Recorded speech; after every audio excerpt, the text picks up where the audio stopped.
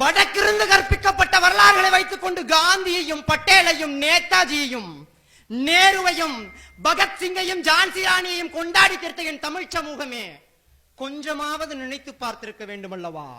என் மாமன்னன் பூலித்தேவனையும் மருதிருவரையும் வெண்ணிக்காலாடியையும் காமராசரையும் கக்கனையும் ஜீவானந்தத்தையும் எல்லாவற்றிற்கும் மேலாக அன்னை வேலு நாச்சியாரையும் குயிலியையும் ஏன் மறந்தோம்? காரணம் அது மறைக்கப்பட்டது மட்டுமல்ல, நம்மால் மறுக்கப்பட்டது. எல்லா தலைவர்களும் இந்தியில் போராடினார்கள், தமிழர்கள் மட்டும் தமிழில் போராடினார்கள். அதனால் தமிழர்கள் மறந்து போனோம். நான் பேச போகின்ற தலைவன் உலகம் தொலையில் தூக்கி வைத்து கொண்டாடி கொண்டிருக்கிறது அல்லவா, மாவீரன் அலெக்சாண்டர் என்று. அந்த அலெக்சாண்டரையும் மிகச்சிறந்த புரட்சியாளன் எனக்கூடிய சேகுவாராவையும் ஒற்றை புள்ளியில் தமிழகத்தில் இணைந்தவன். என்ன விந்தை அவன் செய்து விட்டான் என்று கேட்கக்கூடும். எந்த சரித்திரங்களை எடுத்து புரட்டி பார்க்கின்ற பொழுதுமே அவன் போல ஒரு போர்மர் அவன் இருந்ததாய் சரித்திரம் சொல்லவில்லை.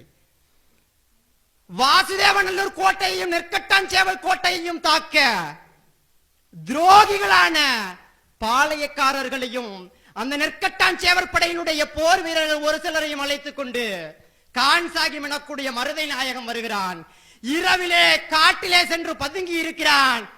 என் மாவீரன் போர்ப்படையினுடைய உண்மையான தளபதி வெண்ணிக்காலாடிக்கு அந்த தகவல் கிடைக்கிறது. கையில் இருந்து 500 படை வீரர்களை அழைத்துக் கொண்டு காட்டுக்குள் செல்கிறார். வெட்டி வீழ்த்துகிறார். அவருடைய வாளுக்கும் வளரிக்கும் விருந்து வைக்கிறார். வெற்றி நூலுலையில் இருக்கின்ற பொழுது குடலிலே குத்துப்படுகிறார், வயிற்றிலே குத்துப்படுகிறது. வாள் வயிற்றிலே குத்துகிறது. எந்த புரட்சியாளனும் இந்த சிந்தனை செய்திருக்க மாட்டான். ஐயோ உயிர் போய்விடுமே என்று பயந்திருப்பான். என் மாவீரன் வெண்ணிக்காலாடி உயிரன் தலை மயிருக்கு சமம் என்று தலைப்பாக எடுக்கிறான். அந்த வரலாற்றை ஆசிரியர்கள் நினைவு கூறுகின்ற பொழுது, வரலாற்று ஆசிரியர்கள் நினைவு கூறுகின்ற பொழுது அழகாக கூறுகிறார்கள். ஒரு அணையை திறக்கின்ற பொழுது எப்படி வெள்ளம் பீச்சி கொண்டு வருமோ அதுபோல அவனுடைய வால் பட்டதும் குடல் வெளியே வந்தது. தலைப்பாக எடுக்கிறான். அணைக்கு தண்ணியை திருப்பி விடுவது போல தலைப்பாக குடலை உள்ளே வைத்து தலைப்பாக இறுக்கி முடிகிறான்.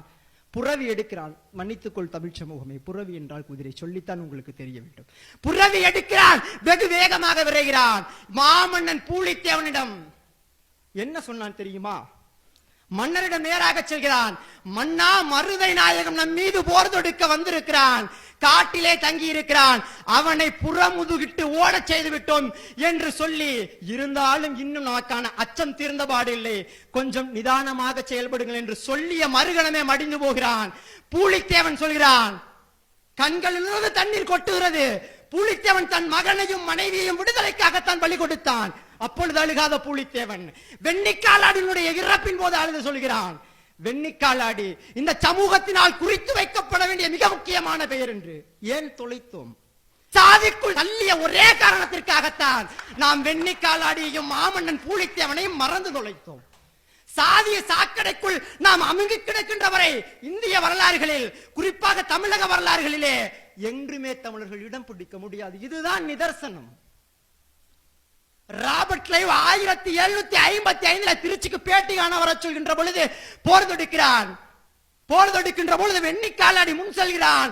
என் மாமன்னன் பூலித்தேவன் பின் வருகிறான். என்னடா வெண்ணிக்காலாடியை பத்தி பேச முடியும்? பூலித்தேவன் இல்லை. நகமும் சதையும் எப்படி இருந்ததோ அதே போலதான் மாமன்னன் பூலித்தேவனும் வெண்ணிக்காலாடியும் நட்புக்கு இலக்கணமாக இருந்தார்கள். நீங்கள் மறந்து போய்விட்டீர்கள்.